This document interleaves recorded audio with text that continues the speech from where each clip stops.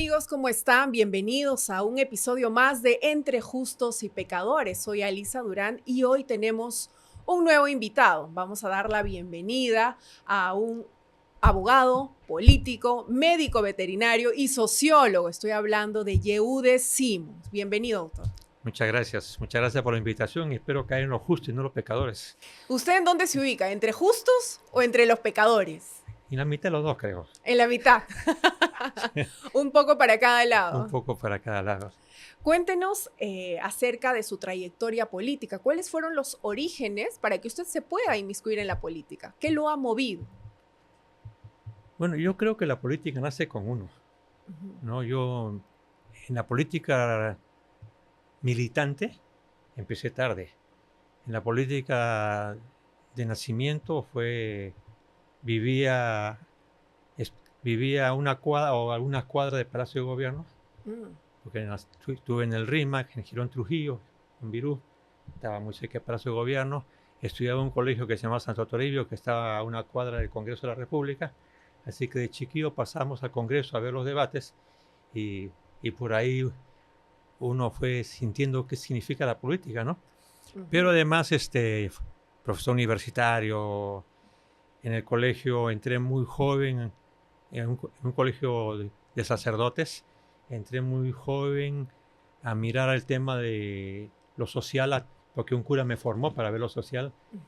Y mi padre era un poco empresario, pero el cura, que se llamaba Juan Pérez de Ulabaí en español, me llevó para conocer la JOC, Juventud Obrera Cristiana. Juventud Obrera Cristiana. Obrera Cristiana. Entonces por ahí comencé a escuchar los problemas del mundo, ¿no? Un chico que estaba en un buen colegio donde solamente se jugaba fútbol, se divertían y todo. Vivía su infancia. Vivía su infancia, claro. Yo me alimentaba de los problemas de los obreros por ese sacerdote que me formó. Y frente a mi colegio, el colegio Manuel Pardo de Chiclayo, estaba el asilo de ancianos. Y ahí te cuento la anécdota que se puede contar. Entonces yo miraba, era un poco gris, ¿no? Todo gris. Y algún día se me ocurrió ir al asilo de ancianos y encontré pues padres olvidados, ¿no? Los hijos lo habían dejado, o gente muy pobre. Y encontré uno que tenía asma, que tosía todo el rato. Asma. Asma, sí, ¿no? Un lugar muy frío, muy tétrico. A pesar que lo dirigían las monjitas, era muy tétrico porque era todo oscuro, no todo gris. Y entonces con mi propina compré un jarabe para tos. Y lo llevé. Desde ese día me amaban los viejitos. Lo esperaban, ¿no? Seguramente, sí, cada vez que salía del colegio. Entonces me decían que era medio raro porque como un chico de 12 o 13 años se iba al asilo de ancianos a visitar gente que ni conocía, ¿no? Y entonces la anécdota viene que cuando este señor se pone muy mal, yo le pido un favor. Digo, me decía mi hijito, me decía él, ya no era alguien de Cajamarca. Yo decía, quiero que me hagas un favor. ¿Cuál? Porque como tú te vas a morir y vas a ir al cielo, quiero que me digas si hay cielo o no hay cielo. Prométemelo. Me prometió, pero hasta ahora no cumple su promesa. Pero fue una cosa que lo marcó mucho. Que fue marcando mi vida, ¿no? En sus inicios, además. En mis inicios, luego terminé mi profesión. Sin que yo sea dirigente nada, me nombraban delegado. O sea, ha tenido un liderazgo innato, digamos. Innato, sí, totalmente, ¿no? Fui nombrado el mejor amigo del colegio, en mi promoción, fui nombrado delegado de la universidad, sin que yo haga nada, absolutamente nada. Y bueno, ya terminar mi carrera, fui profesor universitario y un día... ¿Cuál de sus carreras? Porque usted tiene como 4 carreras. Sí, yo he estudiado primero medicina veterinaria. Debía haber estudiado medicina humana, pero en esos tiempos los padres no dejaban a los niños que se vayan a Europa, era bien complicado. Mi padre es palestino y los padres, los árabes, son muy celosos de sus hijos, lo tienen más protectores, son muy sobreprotectores. En el colegio me dieron una beca porque yo quería estudiar medicina humana. Mi padre no quiso que me vaya a España y entonces mi madre quería que yo sea abogado. Y yo, por darle la contra a mi padre y a mi madre, estudié medicina veterinaria, que por supuesto fue bonito, ¿no? Pero no colmaba mis expectativas. Pero era profesor en medicina veterinaria. Sí es una profesión que quiero. Y un día, bueno, tú me dices cómo nació el tema político. conocí los discursos de niño, de Manuel Prado. Viví la experiencia de Velasco siendo joven, ¿no? Claro. Y es más, yo te puedo contar una anécdota de Velasco que después te la podré decir. Tuve la suerte de hablar con Velasco casi en el ocaso ya de su vida. mandato, ¿no? Y bueno, entonces de repente, por los escritos que hacía, decían que era de izquierda. Tuve como profesor a Winston O'Rrigo, el poeta joven del Perú. Por sus escritos decían que usted era de izquierda. No Sí. era de que usted en ese momento No. ya se ubicaba en ese lado de las ideologías. Yo hablaba de la justicia social. Me conmovió tremendamente a Javier Heró, la carta que le mandaba a su madre, a su familia. Pucha, ¿no? Y claro, Winston O'Rrigo, que sí era de izquierda, no se alimentaba de eso, ¿no? Entonces me decía, tú eres socialista por lo que yo escribía. O sea, yo me sentía que era normal, o sea, que era mi sentimiento. Y que además era parte de lo que a usted le tocaba vivir en la realidad de ese momento, ¿no? En esa época se agarraban a pedradas, a machetazos a todo. La gente del APRA y de la izquierda, el MIR y el APRA. Ajá. Y el salón mío era 80% de izquierda y 20% de APRA. Pero había un compañero que es aprista, que yo lo quiero muchísimo, ya falleció, lamentablemente ya falleció, Humberto Falla La Madrid. Solito se paraba a defender los principios de Víctor Raúl. Y la gente de izquierda le sacaba el alma, pues, ¿no? Pero yo lo admiraba a Humberto porque tenía coraje y tenía valor. O sea, para mí era un político, siendo tan joven, te estoy hablando de un chico de 17, 18 años. Mire, sí. Que con mucho ahínco además defendía su ideología y su manera de pensar, lo defendía, ¿no? Pese a que tenía la mayoría en contra, además. Sí, claro. Eran más afuera ellos, la gente del APRA, ¿no? Pero adentro de la universidad era más la izquierda. Aunque el APRA es centroizquierda, más o menos, ¿no? El APRA nació como socialdemocracia, ¿no? Y nosotros, te digo, fui aprendiendo a no querer a La Torre, a no querer a los apristas, porque vi cómo golpeaban a alguna gente de izquierda, sin ser yo de izquierda. Entonces comenzaron el tema de los búfalos. Más bien yo admiraba a Belaúnde por sus discursos.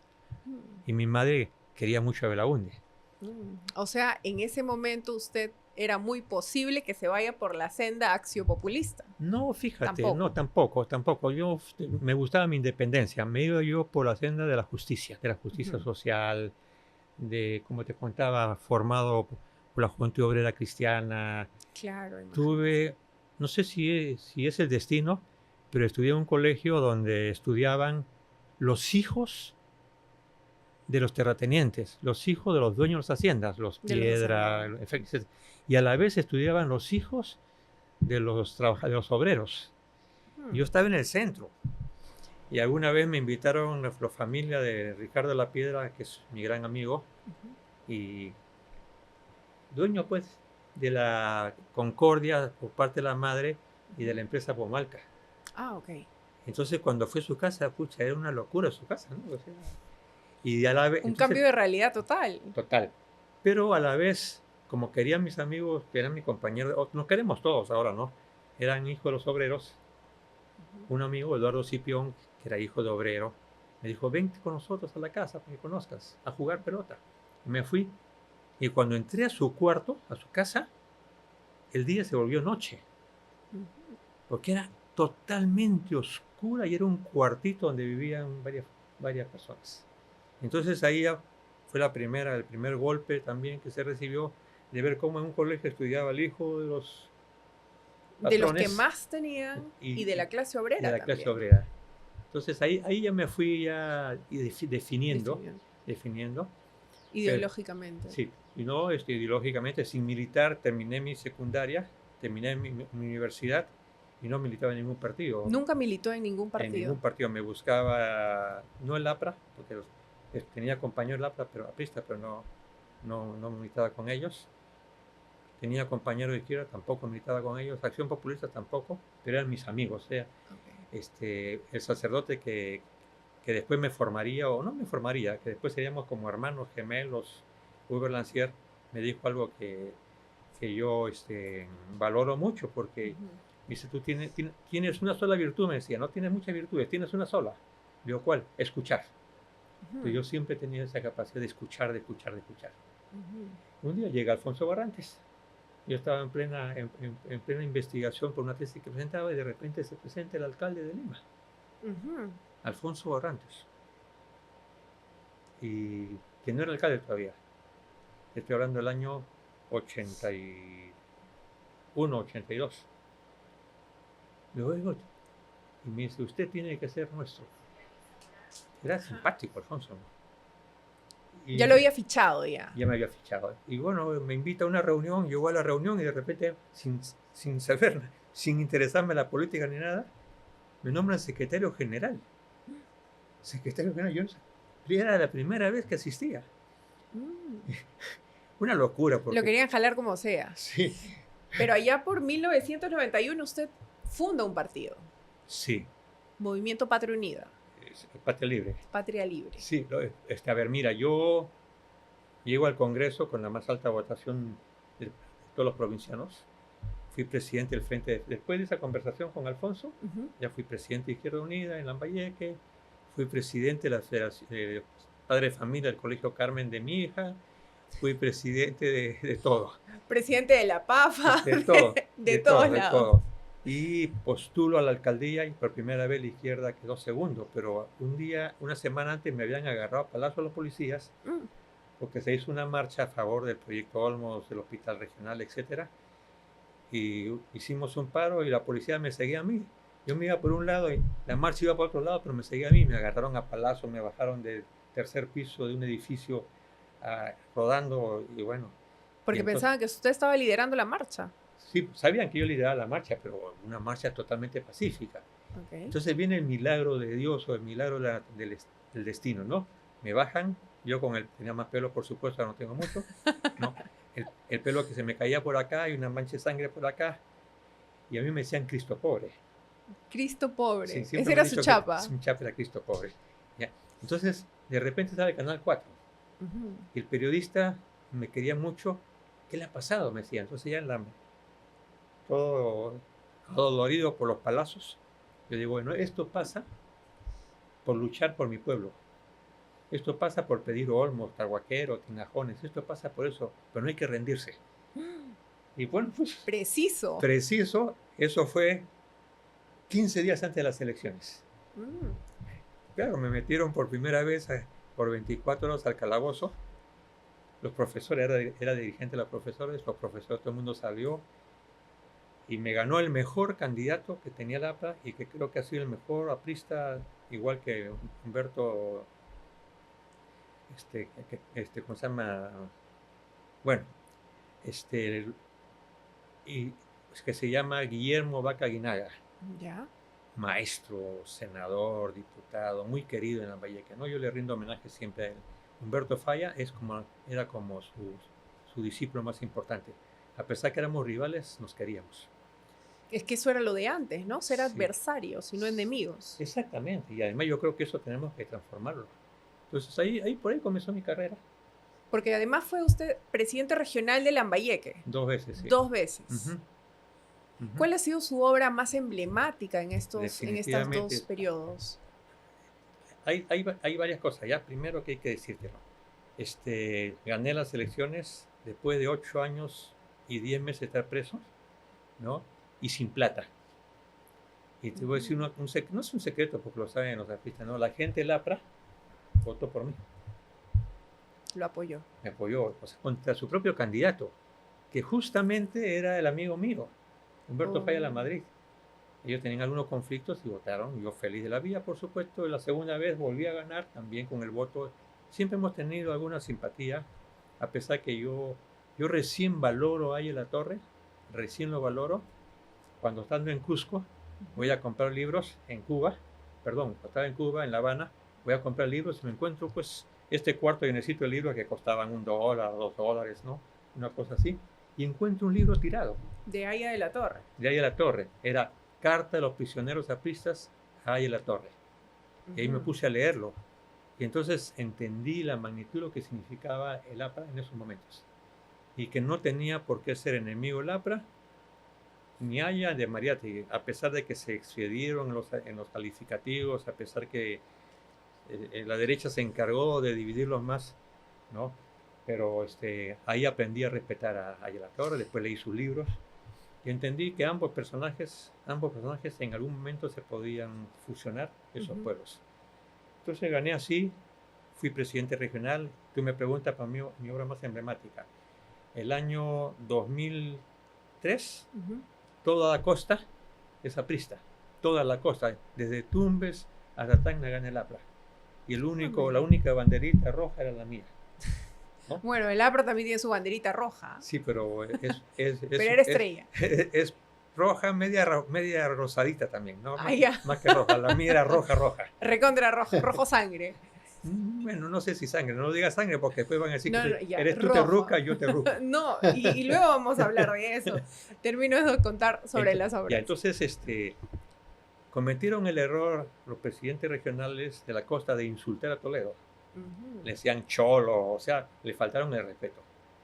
Y ya yo por experiencia, porque de los 9 años, 8 años, 10 meses que tuve, yo estuve estudiando en mi país.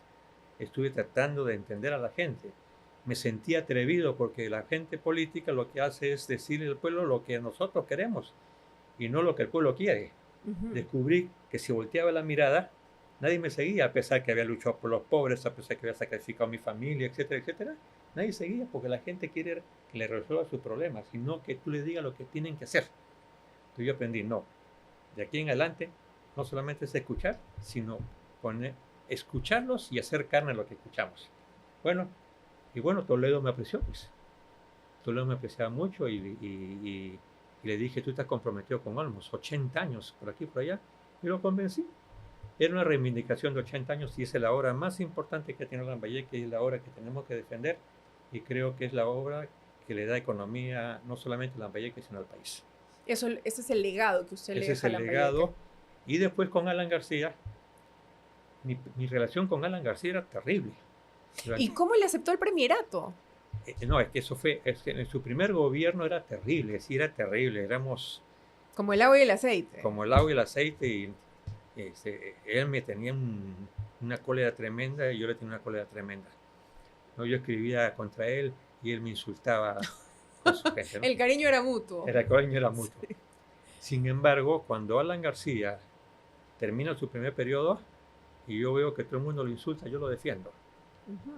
Porque, yo sé las personas... ¿Por qué lo defiende? Porque, mira, si ha cometido un delito, si tiene problemas, vamos, investíguenlo, porque es así, hay que investigarlo. Pero cuando hay un político que vive insultando, que vive ofendiendo, que hace política del adversario, eso me parece muy deplorable, mal. Además, deplorable. ¿No?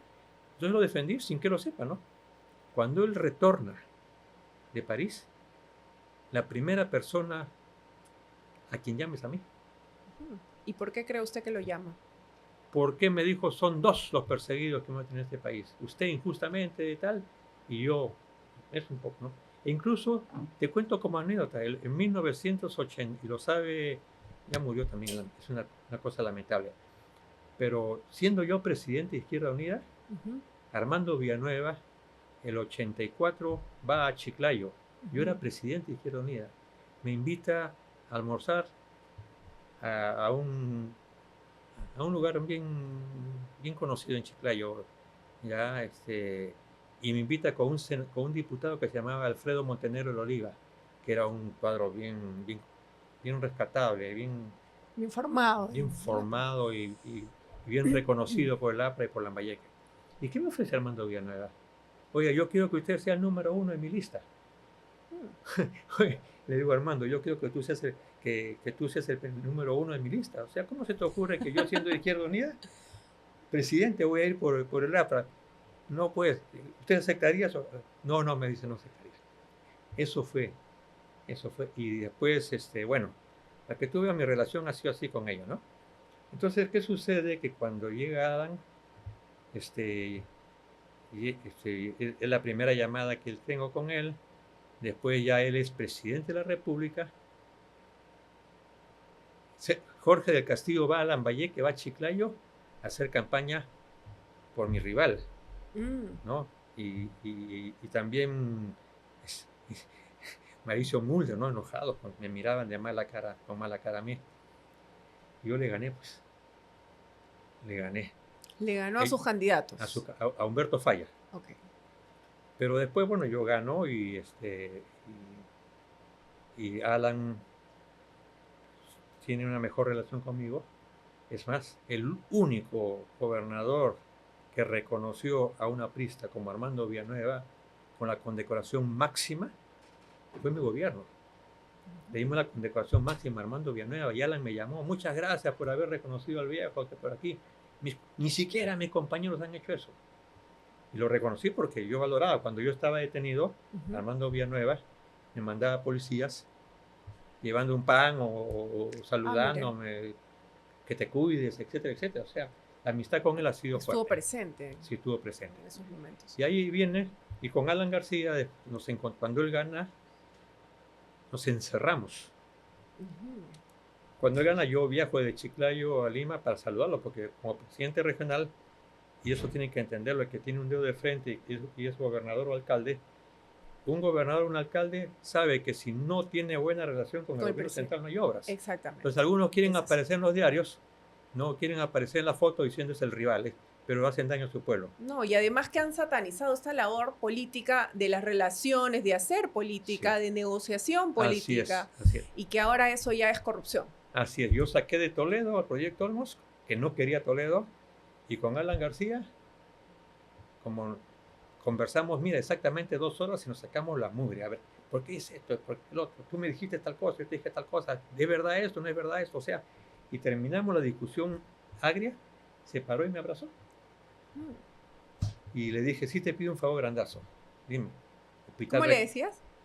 Te pido un favor especial. Ajá. Ya, porque yo sí, a Castillo, a Belaúnde, a todos, siempre he dicho presidente. O sea, cuando una persona es presidente, por más amigo que sea. Y entonces él me decía, dime Alan, o otro me decía, dime. Yo no, presidente, disculpe, me tengo que respetar. Y a Alan le pedí, bueno, al expresidente Alan, ¿no? Le pedí el hospital regional. Y fue la segunda obra más importante, y hoy día ese hospital regional es la máxima obra que tenemos. Que tiene Lambayeque. Sí, es un señor hospital. ¿Eso fue en qué periodo de usted? En el segundo periodo. 2000. Cuando Alan García fue presidente. Estamos hablando del 2006 para adelante. Desde el 2006 no hay otra obra tan emblemática en Lambayeque. O sea, en Lambayeque habían 3 obras que eran emblemáticas, hasta 4, pero vamos a decir 3. La primera, Olmos, 80 años. La segunda, el hospital, 30 años. ¿No? Y la otra es el puerto en que sigue esperando. Pero esas son las obras fundamentales. Pero además tuve la inmensa suerte de trabajar con algunos empresarios. Hicimos veredas, hicimos todas las carreteras que le faltaban a Lambayeque. Lo que pasa es que la gente olvida pronto. Pero hicimos todo eso, pero tuve muy buena relación con todos los presidentes. Y algunos dicen, no, ese es un jugador. No se trata de ser jugador. Se trata de gobernar para el pueblo. Si le mete una patada a un presidente, va a decir, me cierra el caño. Claro, y no le acepta ninguna obra. Claro, no me acepta ninguna obra, pues yo soy famoso. Ya le metió una patada al presidente, lo insultó al presidente, se ganó la oposición, el aplauso. Y ya va a ser presidente de la República. No. Absurdo. Tras la salida de Jorge del Castillo por unas acusaciones, por unos audios de esa época, usted entra como premier en el gobierno de Alan y en una de sus primeras declaraciones usted menciona de que ese era el encuentro de Haya con Mariátegui. Siempre he planteado eso, porque yo veía en el pueblo aprista, por lo menos de mi época y posteriormente, veía gente muy valiosa de la APRA y gente muy valiosa de izquierda que podían tener conversaciones en el Congreso, en reuniones y todo, pero eran incapaces de conectarse. El triunfo de Alan García se sumó al triunfo de Alfonso Barrantes, y entre Alfonso Barrantes y Alan García llegaban a un 70%, 60%, éramos mayoría en el Congreso. Pero los anti-izquierdistas y los anti-apristas y la derecha que se beneficia con estas divisiones, siempre alimentaron eso, no pueden juntarse estos pueblos. Estos pueblos tienen que odiarse, y existe ese odio. Yo no caigo en eso. No tenemos que alimentar esos odios. No tenemos. ¿A dónde más? Ya el país está saturado de mucho odio, además. Yo creo que se ha perdido a todo. Yo creo que hoy día la población odia a todos.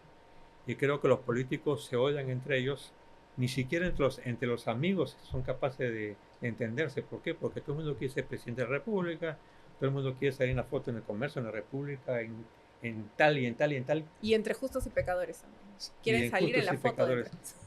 Pero llegan más los pecadores que los justos. ¿Eh? Eso abunda, ¿verdad? Sí. Usted al inicio mencionó que fue presidente regional después de haber estado en prisión. ¿Por qué usted estuvo en prisión? Estuve en prisión porque alguien de izquierda tenía que estar preso. Y no solamente estuve en prisión, te lo digo con toda la franqueza y la investigación. O sea, intentaron matarme 8 veces. Incluso en el proceso que se lleva contra Montesinos, Fujimori, etcétera, etcétera, uno de los del comando ¿cómo se llama? Militar, dice, a mí me ordenaron matar a Jude Simón. Hay algunos reportajes en donde dicen que el grupo Colina tenía esa misión, ¿eso es cierto? El grupo de Rivas. Es que ellos han confesado. O sea, no es que yo lo esté inventando, ellos han confesado en el propio proceso, en el juicio han contestado. Habían 2 personajes para eliminar, a Javier Díaz-Canseco y a Jude Simón. Y contaron cómo había programado, y te lo voy a contar como anécdota para que se sepa. A ver. Yo iba en mi camioneta, siempre llevaba mi camioneta que era por la avenida Brasil hasta un local que tenía en la calle Cañete, y de repente un día, por esas cosas raras, se me baja una llanta. La llanta era nueva casi. Y entonces ya te puedes imaginar, porque yo soy puntualito, tú le puedes preguntar a mis compañeros y compañeras, y digo a las 3, y pregunta al gobierno regional si citaba a las 10 de la mañana para empezar la reunión, era a las 10 de la mañana. Sí, hoy también estuvo muy, muy puntual, cabe recalcar. Sí, ya. Entonces, ¿qué sucede? Me habían estado haciendo seguimiento y sabían que siempre llegaba a la misma hora, a las 3 de la tarde. Entonces, se baja la llanta, entonces me dicen mi vida por Avenida Brasil, ya que por aquí, porque interrumpía el tráfico, me ayudaron a empujar el carro hasta un grifo y se acabó. Años después, me llaman y me dicen, oiga doctor, usted tenía un local en la calle Cañete, sí. Y había un hotel en la esquina frente a la Universidad Villarreal, sí. Bueno, sepa usted que habían preparado para matarlo, había orden de matarlo. ¡Wow! ¡Qué fuerte! Y sí, qué fuerte. Claro, ha salido en el Pentagonito, en la obra de un periodista. Y bueno. ¿Y cuál se supone que era el móvil para poder eliminarlo, para querer eliminarlo? Bueno, ¿por qué? Espérate. Y de repente empieza el proceso a Fujimori y confiesan. Habían mandado Rivas se llama el militar, habían mandado a 2 mujeres y un hombre al segundo piso del hotel con una pistola con mira para que me maten. Wow. Pero ¿qué pasa? Como ese día me retrasé, comenzaron a tomar las mujeres. Y entonces comienzan a tomar y después se agarran se jalan los pelos, comienzan a mecharse. Y el hotel lo llama a Montesinos y le explica lo que está pasando. Aborten. Si no hubiera pasado eso, estabas hoy día entrevistando un fantasma. Dios mío. ¿No? Pero varias veces pasó eso, varias veces. ¿Por qué? Porque tenía el discurso bravo, tenía un discurso radical. Usted en ese entonces tenía una ideología o un discurso bastante de izquierda radical. Más que era un discurso, yo te voy a decir con franqueza, cristiano profundo. Cristiano profundo. Sí, o sea, era reivindicar al Cristo que se juntó con pescadores, con prostitutas, con esto y que dijo, pues es más fácil es que entre un camello por el ojo de una aguja que el rico en el reino de los cielos. Así es. Un poco me alimentaba de un libro del padre Gutiérrez, que en paz descanse, un personaje extraordinario, ¿no? Sobre beber de tu propio pozo. O sea que es un libro extraordinario que yo he visto morir tuberculosos. En mis manos han muerto tuberculosos, gente de pobreza. Wow. Entonces sí, era radical. Pero nunca dejé de ser dialogante. ¿Y por qué a usted lo relacionan con el MRTA? Me relacionan con cualquier cosa. Hace poco mi amigo tuvo una reunión con algunos militares, ¿no? Exmilitares, y le decían, no, Jude Simón se ha sido terrorista, que por aquí ha sido la cabeza de Sendero Luminoso. O sea, acusación bastante grave. Claro, o sea... Eso no es cierto, ¿o sí es cierto? por ¿Usted favor. qué dice? Es que Lo no, que no pasa tengo es que que decir, es lo que antes pasa. al momento de preparar un poco la entrevista y sumergirme en su vida Ujú. y en todo lo que está en el internet, en redes sociales, he encontrado videos en donde usted decía que ellos respetaban la vida, el MRTA Sí, así es. respetaba la vida y que usted lo respetaba a ellos y lo acusaban de apología a terrorismo. Claro, Entonces, claro, la acusación fue de apología, pero ujú. es cierto que respetaban la vida porque yo he salvado vidas. ¿Pero usted era del MRTA? No, yo no. Estábamos hablando de que... Mira, yo nunca he sido del MRTA, pero tuve una experiencia, me vino a ver a mí Pizarro, el líder del M-19 de Colombia, y me decía, y se lo dije a Mantilla, y lamentablemente murió Mantilla, decía, oye, el Perú ya no resiste, tiene narcotráfico, tiene sendero, tiene MRTA, es una locura, alguien tiene que parar. Polay estaba preso, y yo fui a hablar con Polay, y le dije, oye, tienen que parar, Ok. los cochebombas no son revolucionarios, esto no es revolucionario, esto no es revolucionario, y él me autorizó para que pueda buscar que sea el puente. O sea, digamos que usted por tratar de pacificar o ser el nexo con ellos, lo acusaron de pertenecer a este movimiento. Así es. A mí nunca me acusaron de haber matado, de haber estado, me acusaron de apología. Pero yo le decía, tuve relaciones con Mantilla. Mantilla lo sabe, lamentablemente ha muerto, ¿no? Yo lo fui a ver a Mantilla. Y le dije lo mismo que te estoy diciendo, tal cosa. Hagamos el intento de que sacara a uno de ellos. Aprendan la experiencia del M-19, hoy día tiene presidente de la República, ha tenido alcaldes, etcétera. O sea, ya. Pero por esa acusación lo sentenciaron por 20 años. Me sentenciaron por 20 años. Por supuesto que me sentenciaron por 20 años, pero además sin derecho a la defensa. Fueron jueces sin rostro. Jueces sin rostro. Y un breve proceso. No solamente breve, sino que tramposo. O sea, ya el presidente Fujimori, el expresidente Fujimori, a mí me detienen el 12 de junio, y el 12 de junio, al día siguiente, Alberto Fujimori dice, Yehude Simón, ¿quién iba a pensar que Yehude Simón era terrorista? El terrorismo está... O sea, el presidente de la República me había condenado.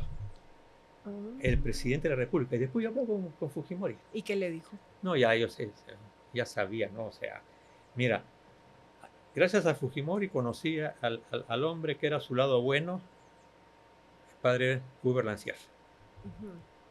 Y Alberto Fujimori reinauguraba el penal de Castro Castro. ¿Usted se reconcilió con Fujimori luego de todo eso? Yo me reconcilio con el mundo, ¿ya? No con Alberto, con Porque el mundo. cometió un error en todo caso. Cometió no solamente un error. Bueno, con usted me refiero. Conmigo y con mi familia. Claro. Porque no solamente sufrí yo la persecución. Su esposa, sus cuatro hijos, mis cuatro sus hijos, padres. Y la llamaban por teléfono. Mi esposa tenía que salir a buscar gente que me pueda apoyar porque ella se jugó por mi libertad, que nunca fue política, jamás, que odia la política, pues salió y llamaban a mis hijos y decían, tu padre ya está preso, va a morir, tu madre acaba de morir, los próximos son ustedes. Qué duro. Qué duro vivir con eso y además de todos los traumas. Y los niños traumatizados debajo de la mesa, y cuando llegaba mi esposa, pucha, no sabía dónde estaban. ¿Cuántos años tenían sus hijos en ese entonces? Uno tenía 3 años, la otra que vivía con nosotros, con una especie de hija con nosotros, tenía 12 años. Mi hija se enfermó, 17 años. Y otro hijo, o sea, fue una locura, o sea, es un trama bárbaro. Pero de todas maneras le ha servido un montón para darle la vuelta a la visión que tenía, porque luego entró Valentín Paniagua y lo indulta usted después de 8 años y 10 meses. ¿Y cuántos días me dijo? 10 días y algunos segundos. Pero fíjate, Lancier, que era el brazo derecho, el ministro de Fujimori, Quispe Correa, el defensor del pueblo, cuando conocieron mi caso se escandalizaron. Organismos internacionales pedían por mi libertad. Mi pecado había sido buscar el diálogo. Me pusieron de lo peor. Y siguen fregando a alguna gente, ¿no? Terrorista, que por aquí, que por allá. Cuando lo ven un poco salir, sí, empiezan las acusaciones. Pero ya, no, de verdad que me tienes sin cuidado, ¿no? Yo converso contigo hoy día y mañana van a buscar alguna cosa, o pasado mañana. La vida del político es muy dura, muy difícil. Y por eso que la gente, los funcionarios, no quieren firmar nada porque tienen miedos ser condenados. Todos son acusados. Claro, los cargos políticos en general son, además de ser cuestionados, te van a empapelar por todos lados y vas a tener procesos por mucho tiempo. Por mucho tiempo, y además primero envenenan a la gente. O sea, te abren un proceso injusto, pero en ese momento que te abren el proceso, ya todos los medios de comunicación copian lo que dice la fiscalía. Lo copian todo, sin investigar, sin nada. Equivocados o no. Sí. Y ese es el problema, porque luego se queda con esa narrativa. Exactamente. Usted más adelante formó otro partido político. Yo cuando estuve en el Congreso, salí de Izquierda Unida. No salí de Izquierda Unida, salí de mi independencia porque yo no era militante de ningún partido, y formamos el Bloque Popular Revolucionario, y después formamos Patria Libre, que era un movimiento grandazo. Y a raíz de eso, ya me cayó la quincha, pues, porque estábamos creciendo, envidia de la izquierda, odio a la derecha, en fin. Y se fue con el Partido Humanista, Y que entonces, fue el que usted fundó. Ahí viene la época que te digo de 8 años y meses de reflexión profunda, de lectura constante. ¿Qué enseñanza le deja el estar tanto tiempo en prisión, injustamente condenado? Es doloroso, es difícil, es complicado, sobre todo por la familia. No estás preso solamente tú, estás presa tu familia. Mira, y hay gente tan valiosa. Con Uber Lancier yo aprendí mucho y él aprendió mucho de nosotros. A Uber Lancier Sendero le decía: a ti no te podemos matar con una bala cualquiera, a ti tenemos que matarte con una bala de oro. O sea, porque el tipo le decía sus cosas, el sacerdote decía sus cosas, pero era profundo, completamente profundo, humano, completamente humano. Entonces él se hizo muy amigo mío. O sea, iba todos los domingos y nos quedamos 2-3 horas conversando. Me quería muchísimo, yo lo quería muchísimo, ¿no? Y la reflexión vino, como te digo, con la lectura, vino con la capacidad del diálogo, y me enseñó mucho. O sea, la prisión es durísima.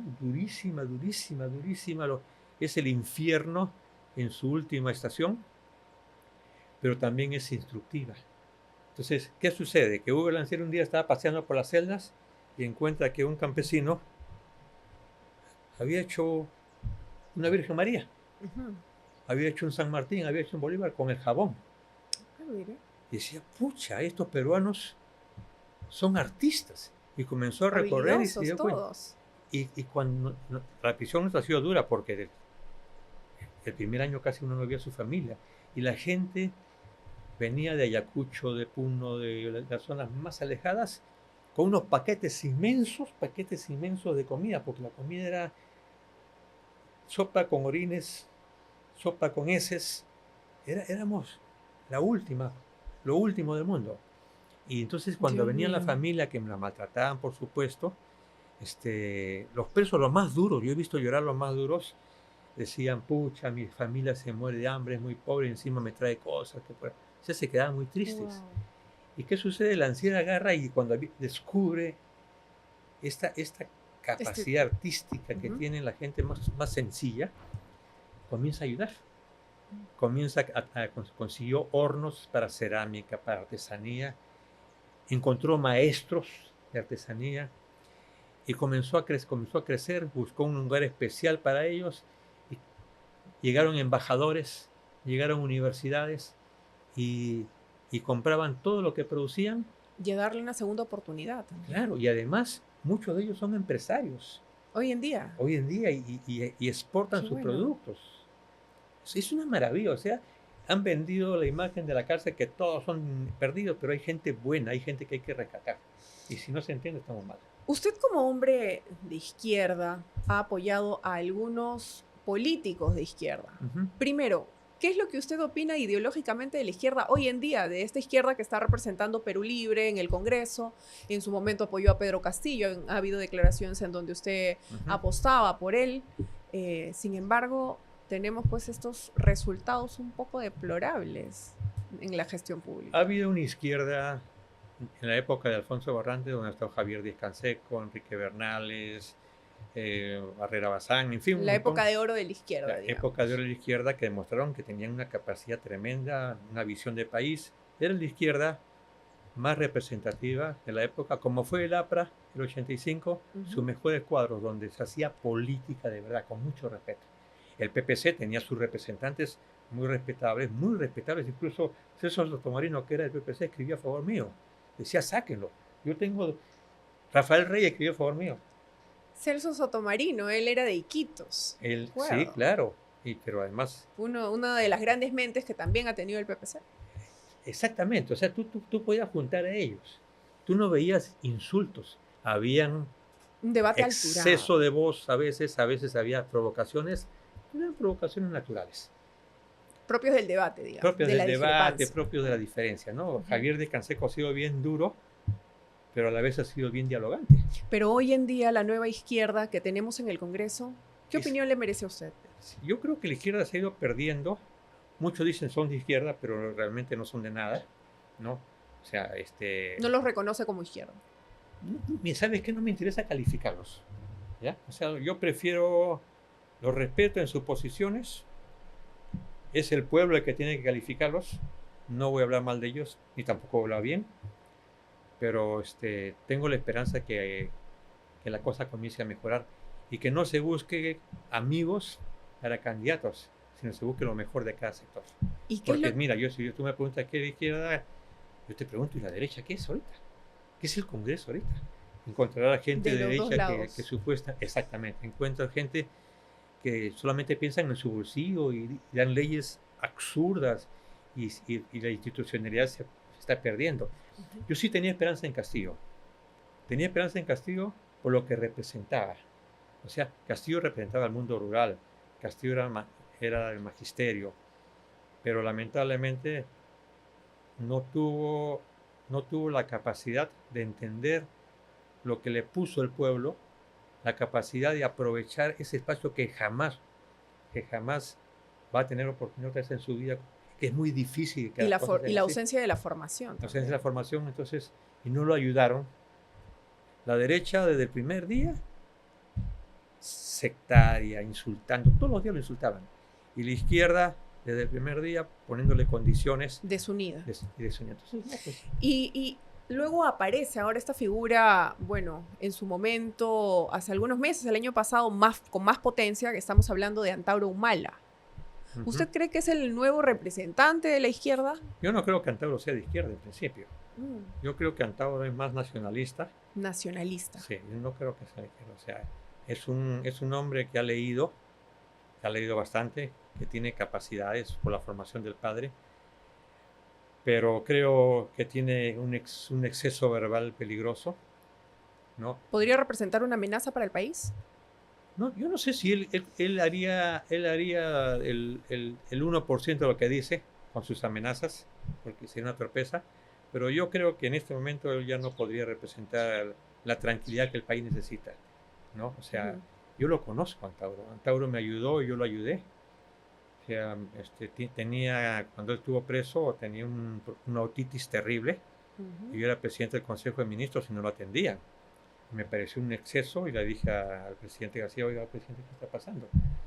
Hablamos con la ministra Fernández y me dijo, sí, le hemos atendido, pero la verdad es que a raíz de mi intervención lo trataron como debía ser, ¿no? ¿Y acerca de Verónica Mendoza?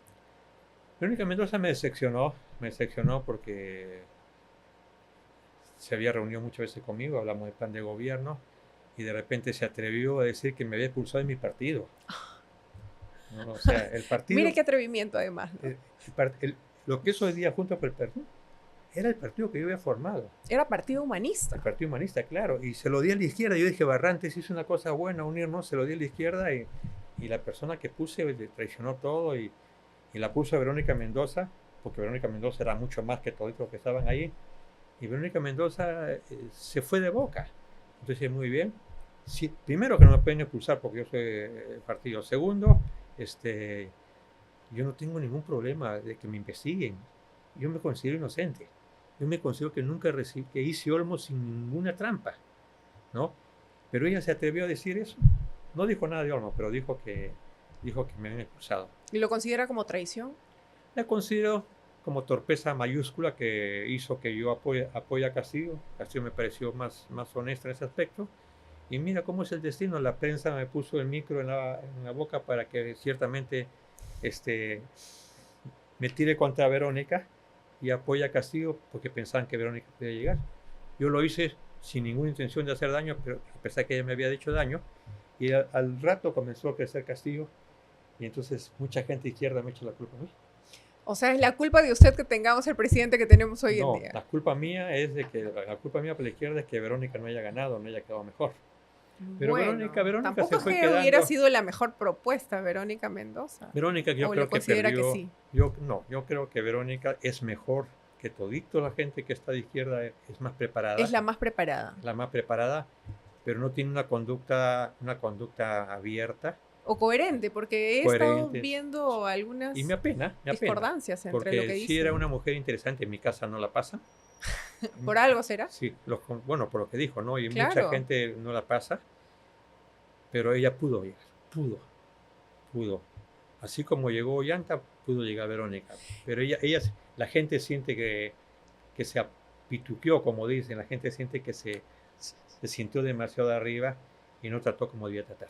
Es lo que pasa cuando sienten un poco de poder, un poco de importancia, se olvidan del origen, de su esencia, de lo que se supone ser su esencia. Entonces ahí uno se da cuenta que realmente no es, y la ideología la toman como parte de su negocio. Claro, ¿no? Pero además tú sientes cuando una persona es sincera. O sea, si tú te acercas a la gente solamente en la campaña electoral, los abrazas, los besas, etcétera, la gente puede creer en un rato.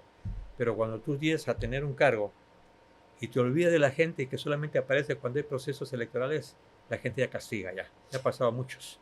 ¿Y Alfonso López Chao? Alfonso López Chao lo conozco.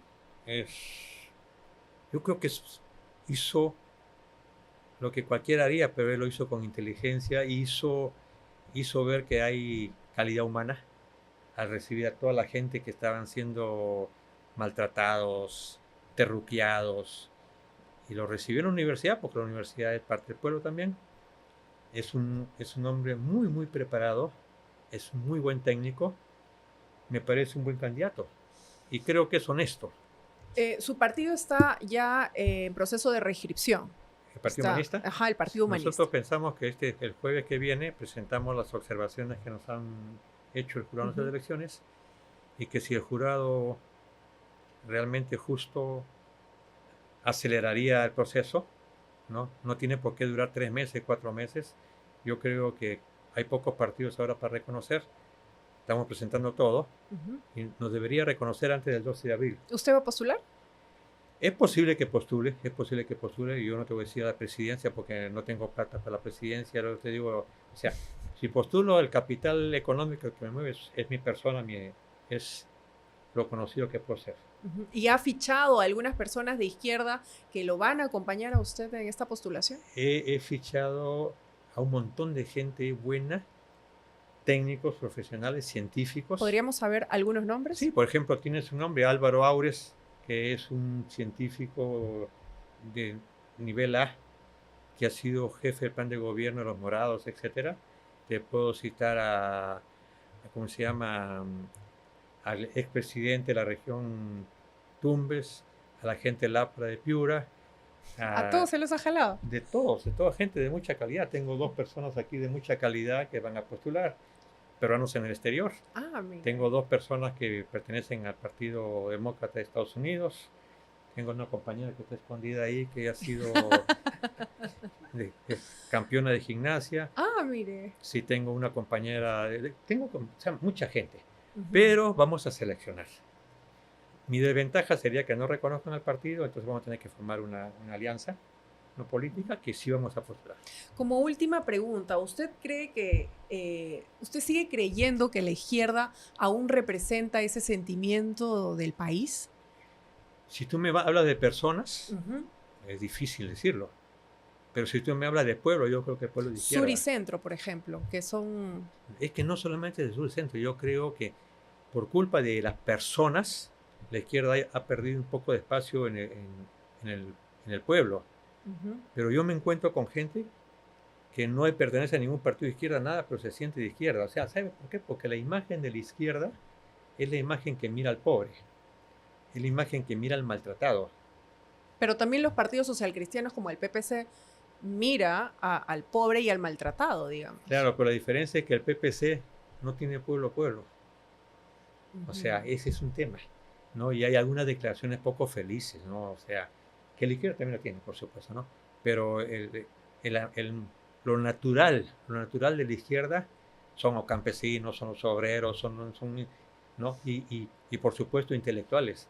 Me dicen a mí, la Católica es una universidad de izquierda. No es de izquierda, es socialdemócrata. La Católica es socialdemócrata. Y la socialdemocracia es la izquierda moderna. La socialdemocracia es Europa. El Partido Demócrata, yo estoy seguro que es socialdemócrata. Ahora, ¿qué es la izquierda? ¿Qué es la izquierda? Eso habría que preguntarse. Ya no existe izquierda. ¿Ya no existen ideologías, se podría decir? Es que, o sea, bueno, dentro del Congreso al parecer no. No, vale. Pero en la política peruana. Lo que pasa es que Marx, que fue el padre del marxismo, nunca quiso que se pongan su teoría como marxista porque tenía techo. Él dejó y yo creo que el marxismo se ha modernizado. El mundo ya no es como antes. El mundo ya es un mundo globalizado. Es un mundo donde todos los países se necesitan. ¿Qué de diferente va a ofrecer usted como partido humanista para la izquierda? ¿Qué de distinto va a hacer? Nosotros no somos ni de izquierda ni de derecha. Nosotros somos humanistas, es decir, el principal pensamiento nuestro es que yo en lugar de pensar en mí, pienso en ti. En la dignidad humana. Pienso en la dignidad, pienso en el otro. Y si atendemos al otro, yo prefiero ser cristiano. Finalmente, porque Cristo es el representante de todo el humanismo. Hoy el Partido Humanista no es ni de izquierda ni de derecha, es del ser humano. El ser humano. Su centro, la dignidad humana. La dignidad. Estamos llegando ya a la parte final. Le voy a pedir su reflexión para los jóvenes en toda esta carrera política que usted ha tenido, las acusaciones, los problemas, sus aciertos y desaciertos, las enseñanzas que ha tenido además a lo largo de su vida, de usted, de su familia. También veía algunas declaraciones de uno de sus hijos que justo le preguntaba si se va a meter en política, su hijo Yusef Simón, que ha estado dando algunas declaraciones hace algunos años, ¿no? Que también dijo que le preparaba su tallarín a la boloñesa para llevarle con mucho cariño cuando lo visitaba. Entonces, al haber visto esto como padre, como político, como profesional, ¿cuál sería su reflexión, la reflexión y la enseñanza que le dejaría hoy a todos los jóvenes y personas en general que están viendo este podcast de Entre Justos y Pecadores? Mira, la política es bien complicada, es bien difícil, es bien traicionera, pero que tiene también sus partes hermosas. Tú sirves a alguien, tú haces que tu pueblo progrese y tú eres el más feliz. Trascendió Aya, trascendió Mariátegui y han trascendido muchos personajes que yo respeto. Pero es difícil, es complicada. Pero si no participa la juventud, no hay país. Justamente por la falta de juventud, por la falta de interés por la política, es que estamos como estamos. Yo creo que estamos en un proceso de renovación, de cambio generacional. Conozco jóvenes de todos los partidos brillantes así, que los partidos deben darle la oportunidad. La reflexión es diálogo. Y la reflexión es aprendamos de Turquía. Turquía tuvo peores problemas que lo que tuvo el Perú con violencia, etc. Formaron una Comisión de la Verdad y Reconciliación, se perdonaron hoy día lo que es Turquía. Entonces, creo que si no dialogamos, estamos perdidos. No vamos a avanzar. No vamos a avanzar. Y cuando te digo dialogamos entre gente diferentes, entre opciones diferentes, pero dialogamos para llegar a mínimos acuerdos, como el Pacto de la Moncloa que siempre menciono. Dialogamos entre iguales, no para preocuparnos quién va a ser presidente de la República, porque eso tiene que ser uno solo, quien represente mejor, sino para poder tener un plan de gobierno para los próximos 20, 30 años. Y nosotros estamos haciendo eso. Para nosotros lo prioritario es tener un plan de gobierno y buena gente. Y nos hemos reunido con todos los partidos, con Hernández Soto, con Alfonso López Chao, con Primero la Gente, con todos los partidos. Salvemos al Perú, con ¿El partido de Vizcarra también? Con el partido de Vizcarra no nos hemos reunido directamente con Vizcarra, sino nos hemos reunido con alguna gente que ¿Descartaría una alianza con su partido? Yo no descarto nada. Mira, en la política, yo creo que en la política un partido puede tener elementos buenos y elementos malos. ¿Vizcarra es un buen elemento? Vizcarra fue un presidente que olió el sentimiento de la gente, pero no calculó el daño que se podía hacer. O sea, es el populismo puro. Yo vuelo, ¿qué quiere la gente? Lo hago, pero no midió el daño. sus bonos. Claro, ¿no? Entonces, creo que se portó mal con PPK. Le traicionó. Creo que y usted sabe lo que es la traición, además. Sí, claro, yo conozco de traiciones. Creo que ¿Convocaría a una persona que ya tiene esos antecedentes de traición? Estoy pensando que podía convocar, por favor. Entonces, no descarta la alianza con Vizcarra. Yo me gustaría tener alianza con partidos que pensemos igual, pero además con partidos que tengan la posibilidad de ganar. ¿No? Y no está de por medio ya pues, si yo soy candidato voy. No, eso es una estupidez mayúscula y una torpeza y una ceguera tremenda. El ego por delante. El ego por delante. Pues lo que yo creo es que tenemos que normalizar al país para que después de este proceso tengamos ya 2, 3 partidos o 4 partidos o 5 partidos con gente que ya sabe que va a agarrar un país formalizado. Este periodo de 5 años va a ser de repente uno de los países, de los momentos más difíciles de Perú. Porque si fracasamos los próximos 5 años, pobre país. Así, pobre país. Y ahora que tenemos el tema de Trump y los aranceles y todo ese tipo de cosas, sabe Dios qué puede pasar. Muchas gracias, señor Muchas gracias. Munaro. Gracias por las enseñanzas y por contarnos su verdad. Y hay algunas leyendas, unas historias que han estado rondando por mucho tiempo. Entonces, hoy han escuchado todo. Agradecemos a nuestros auspiciadores, a Chocolates Don Esteban y a Próspera, Grupo Inmobiliario, quienes nos apoyan y apuestan por este podcast. Este podcast además va a ser retransmitido por el canal del portal de Punto de Encuentro. Les agradezco y nos vemos hasta una próxima. Que tengan un buen día. Gracias.